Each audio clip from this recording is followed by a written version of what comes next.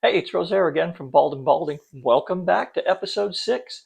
Today, we take you behind the scenes. No, we don't really, but you get to see what happens when there are technical errors in the production, and you get to learn why a two-person show is great if you're the guy who makes the decisions on what goes in and what gets cut.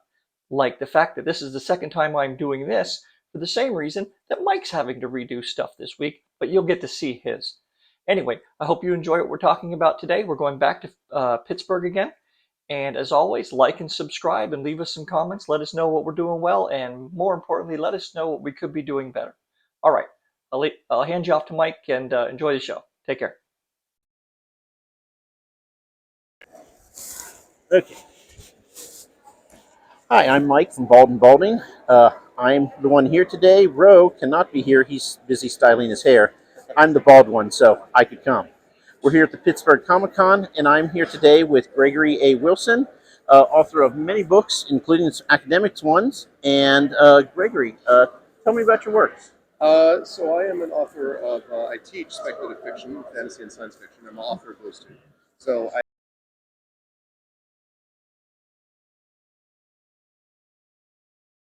let's see, short version. So Ben Johnson. Oh my God! You know what?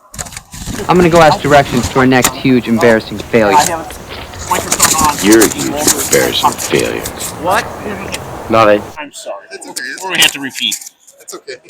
Oh my God! I am new at this. Can you tell? Yeah, I didn't even think about that. Now I lost my little fuzzy thing. Underneath here. Cool. No, there we go. Okay, take two. It's okay. My intro was terrible. Now hopefully, there we go. Hi, I'm Mike from Bald&Balding. I'm the bald one, in case you hadn't guessed. Ro can't be here today at the Pittsburgh Comic-Con because he's styling his hair. But I'm here today with Gregory A. Wilson, fellow author, and he has some really great work. So, Gregory, tell me about what do you have out currently? So I have got two graphic novels, Icarus and Jelinek, really two parts of one story.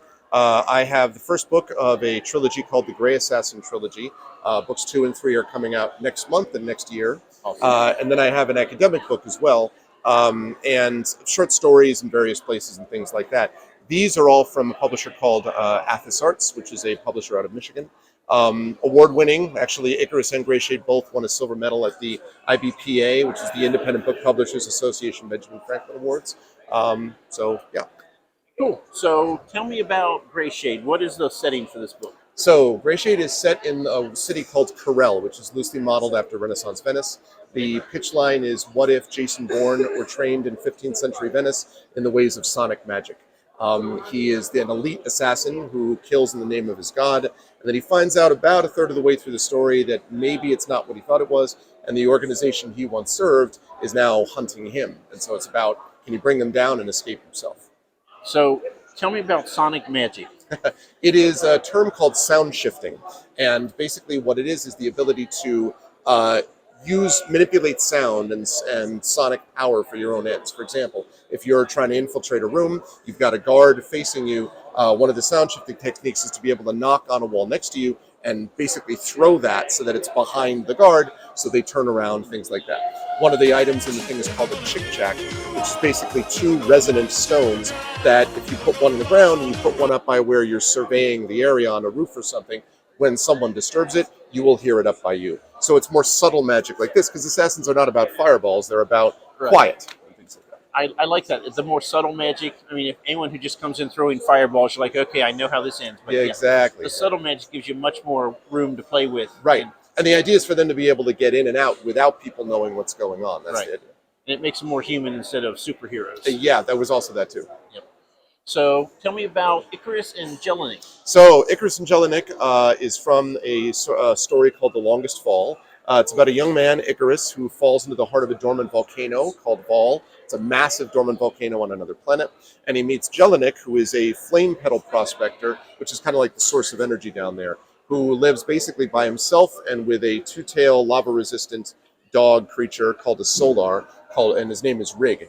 And so Jelinek and Rig are down there kind of eking out a minor living. Icarus literally falls in their lap, and he remembers only his name. He doesn't remember anything else about himself, but he has great power, and it takes a little while for him to even figure out what that power is from or why he fell there in the first place. In the meantime, everyone down there wants it for themselves. So Jelinek, who's used to sticking by himself, has to help Icarus out. Icarus has to figure out who he is. So, Jelinek, grumpy old man with a dog. This is me. I know my audience, right? So, tell me about the Benjamin Franklin Award.